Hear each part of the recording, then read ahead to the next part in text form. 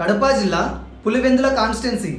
ఇక్కడ 2014లో వైసీపీ నుంచి వైఎస్ జగన్మోహన్ రెడ్డి గారు టీడీపీ పార్టీ అభ్యర్థి అయిన వెంకట సతీష్ కుమార్ రెడ్డి గారి మీద పోటీ చేసి 75,243 ఓట్ల మెజారిటీతో గెలవడం జరిగింది. ఫైనల్గా ఇక్కడ ఈ సీట్ని వైఎస్ఆర్సీపీ కైవసం చేసుకోవడం జరిగింది. ఇక 2019లో కనుక మనం ఒకసారి ఇలానే చూసుకున్నట్లయితే ఇక్కడ వైఎస్ఆర్సీపీ నుంచి ఈసారి కూడా వైఎస్ జగన్మోహన్ రెడ్డి గారు ఈసారి టీడీపీ పార్టీ అభ్యర్థి అయిన వెంకట సతీష్ కుమార్ రెడ్డి గారి మీద పోటీ చేసి ఫైనల్గా టీడీపీ మీద 90,110 ఓట్ల మెజారిటీతో ఈసారి కూడా ఈ సీటు వైఎస్ఆర్సీపీ గెలుచుకోవడం జరిగింది.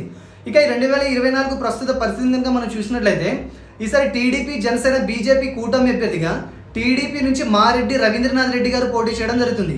ఇక వైఎస్ఆర్సీపీ నుంచి ఈసారి కూడా వైఎస్ జగన్మోహన్ రెడ్డి గారు ఇక్కడ పోటీ చేయడం జరుగుతుంది.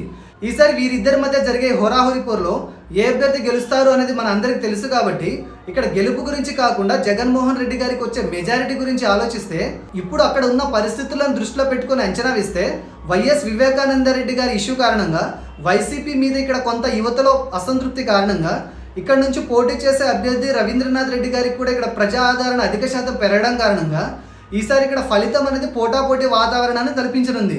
ఫైనల్గా లాస్ట్ టైంలో 90,000 మెజారిటీ ఇక్కడ ఏ పార్టీకి వచ్చే అవకాశం కనబడడం లేదు.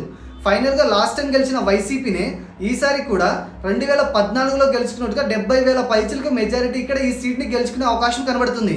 మా అభిప్రాయం ప్రకారం ప్రస్తుత పరిస్థితులను పర్యవేక్షించి వేసిన అంచనా ప్రకారం ఈసారి జగన్మోహన్ రెడ్డి గారు సుమారు 70,000 మెజారిటీతో గెలుచుకునే అవకాశం కనబడుతుంది.